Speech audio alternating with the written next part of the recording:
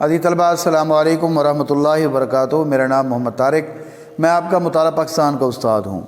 عزیز طلباء، آج ہم نے چیپٹر نمبر 1 پیج نمبر 9-10 اس میں جو تفصیلی سوال تھا، تفصیلی سوال نمبر 2 نظریہ پاکستان کے عناصر، اس کا آج ہم نے دوسرا نصف پڑھنا ہے۔ اخوت و مساوات اور عدل و انصاف کے جو ٹاپک ہیں ہم نے یہ 2 آج پڑھنے ہیں، اور اس سے بننے والے مختصر سوالات یہ میں آپ کو بتاتا چلوں گا۔ نمبر 1 آپ دیکھیں پیج نمبر 8 کے اوپر، اخوت اور مساوات۔ پہلے نمبر پر بیٹا اخوت کا معنی کیا ہے؟ اخوت کا معنی ہے بھائی چارہ۔ اخوت کا معنی ہے بھائی چارہ۔ بھائی چارے کو کہتے ہیں آپس کے برادرانہ تعلقات، بھائی بندی کے تعلقات کو کیا کہا جاتا ہے؟ اخوت کہا جاتا ہے۔ اور مساوات کا معنی ہوتا ہے برابری۔ مساوات کا معنی کیا ہوتا ہے؟ برابری، یعنی کسی ریاست کے رعایا کو جو برابر کے حقوق ملتے ہیں اور مساوی حقوق ملتے ہیں، ہم اس کو کیا کہتے ہیں؟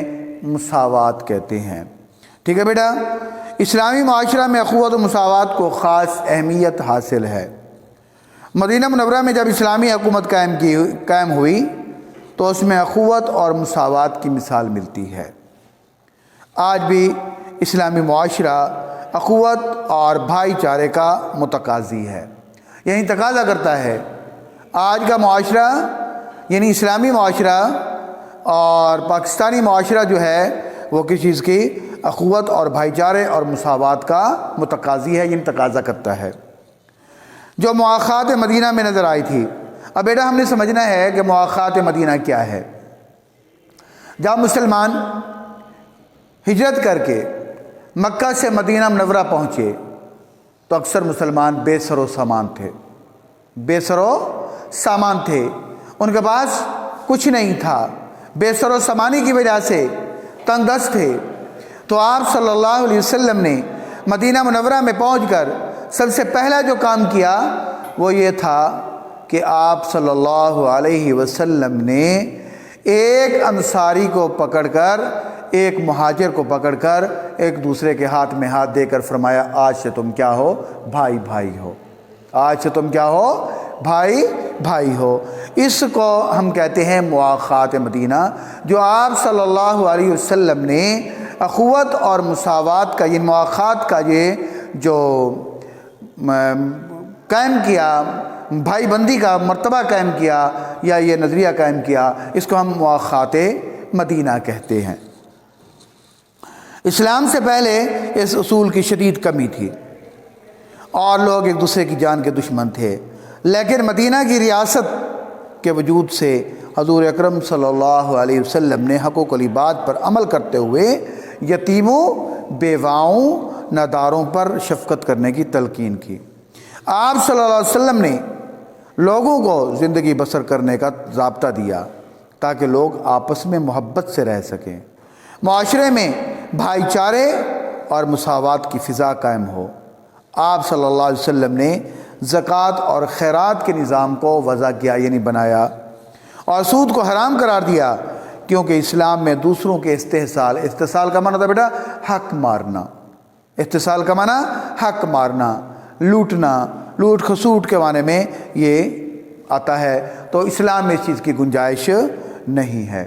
آگے بیٹا کوشچن بنتا ہے کہ آپ صلی اللہ علیہ وسلم نے اخوت کے بارے میں کیا ارشاد فرمایا، جو کہ پیج نمبر 9 کے اوپر ہے، جو کہ پیج نمبر 9 کے اوپر لائن نمبر 2 کے اوپر حضور اکرم صلی اللہ علیہ وسلم کا ارشاد ہے کہ ایک مسلمان دوسرے مسلمان کا بھائی ہے۔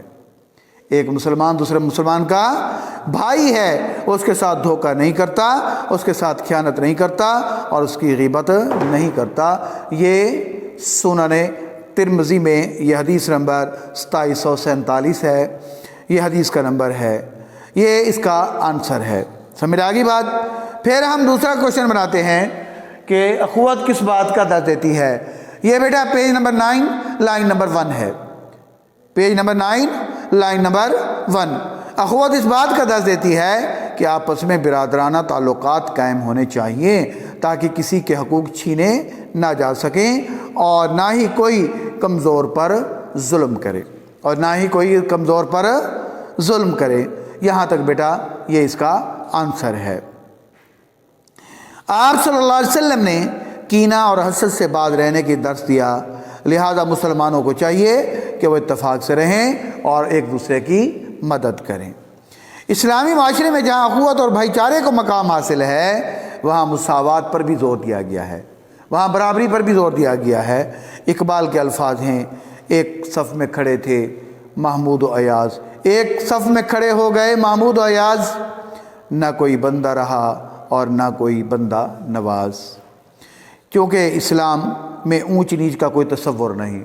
بیٹا دیکھیں، اگر ہم ہندو معاشرے کے اندر دیکھتے ہیں تو وہاں ذات پات اونچ نیچ کا تصور کنسیپٹ پایا جاتا ہے۔ پورا ہندو معاشرہ 4 ذاتوں میں تقسیم ہے۔ نمبر 1 برہمن، کھشتری، ویش اور شودر، یہ 4 بڑی ذاتیں ہیں ہندو کی، اور پورے ہندوازم جو ہے ان 4 ذاتوں کے اندر، 4 کاسٹوں کے اندر، 4 قوموں کے اندر یہ کیا ہے؟ تقسیم شدہ ہے۔ تو اسلام میں کوئی اونچ نیچ نہیں ہے، کوئی عربی۔ آپ صلی اللہ علیہ وسلم نے خطبہ حجۃ الوداع کے موقع پر فرمایا تھا نا، لوگو تمہارا رب ایک ہے، تم ایک، تمہارا باپ ایک ہے، اور آگاہ رہو کسی عربی کو اجمی پر اور کسی اجمی کو عربی پر، کوئی کسی سفید فام کو سیاہ فام پر اور کسی سیاہ فام کو کسی سفید فام پر کوئی فضیلت حاصل نہیں۔ فضیلت کا معیار اور صرف اور معیار تقویٰ ہے۔ یہ بیٹا کوشچن نمبر جو ہے نا 3 جو ہے اس کا آنسر بھی ہے کہ آپ صلی اللہ علیہ وسلم نے خطبہ حجۃ الوداع مساوات کے بارے میں کیا ارشاد فرمایا، اور یہ بیٹا پیج نمبر 9 کے اوپر موجود ہے۔ یہاں جو ریڈ کلر کی دی ہوئی ہے بریکٹ، اس کے اندر جو ٹرانسلیشن حدیث کی دی گئی ہے یہ اس کا آنسر ہے۔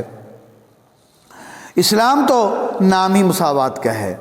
اللہ تعالیٰ کے نزدیک کوئی شخص برتر نہیں ہے، اللہ کے نزدیک کوئی شخص برتر نہیں۔ اگر کوئی بڑا ہے تو اچھے اعمال کی بنا پر بڑا ہو سکتا ہے۔ آپ دیکھ لیں، مسجد میں کوئی شخص افضل نہیں، سب امام کے پیچھے کھڑے ہو کر نماز ادا کرتے ہیں۔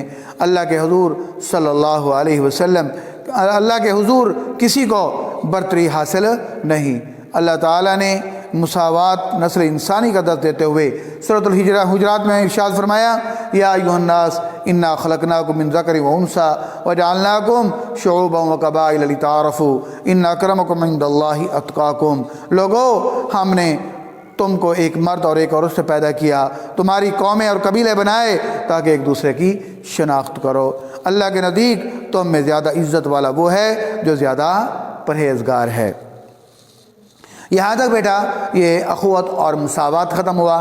اب آگے دیکھتے ہیں عدل اور انصاف۔ اب بیٹا دیکھتے ہیں کہ عدل و انصاف کا تقاضا کیا ہے۔ عدل و انصاف کے بغیر کوئی معاشرہ ترقی نہیں کر سکتا، عدل و انصاف کے بغیر کوئی معاشرہ ترقی نہیں کر سکتا۔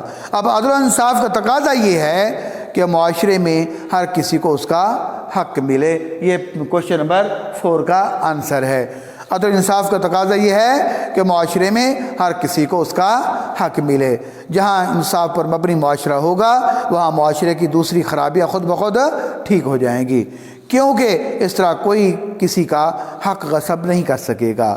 سزا کے خوف سے کوئی بے ایمانی یا ناانصافی کا مرتکب نہ ہوگا۔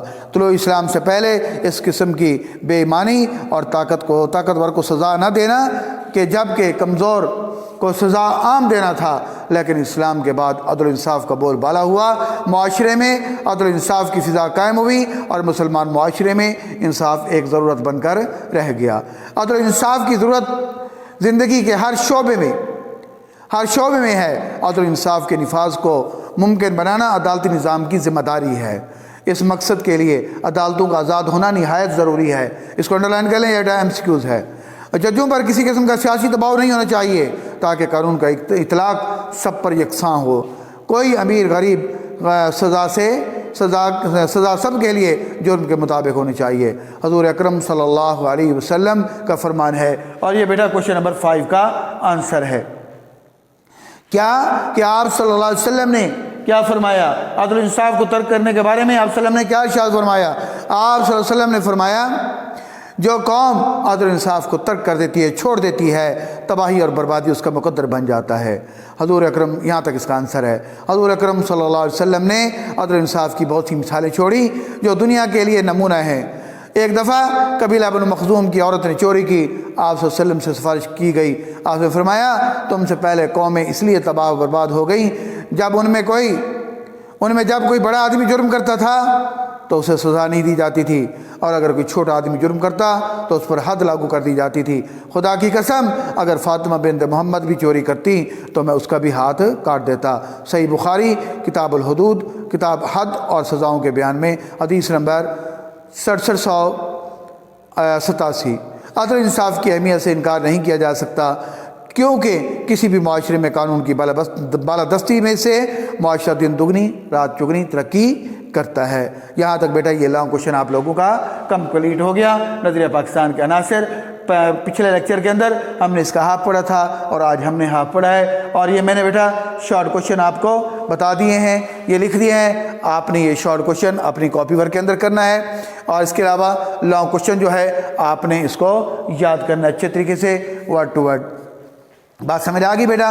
और ये तफसीली सवाल बहुत ज़्यादा अहम है, अक्सर ये आता रहता है, और इसको आप चाहें तो शॉर्ट करके भी लिख सकते हैं, थोड़ा इसको शॉर्ट कर दें, क्योंकि हेडिंग बड़ी हैं।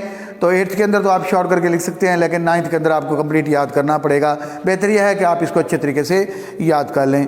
फिर भी बेटा अगर कोई बात समझ ना आई हो तो आप मुझे कॉल कर सकते हैं, व्हाट्सएप कर सकते हैं, मैसेज कर सकते हैं, ताकि मैं आपकी बेहतर रहनुमाई कर सकूँ। अस्सलामु अलैकुम वरहमतुल्लाहि वबरकातुहू।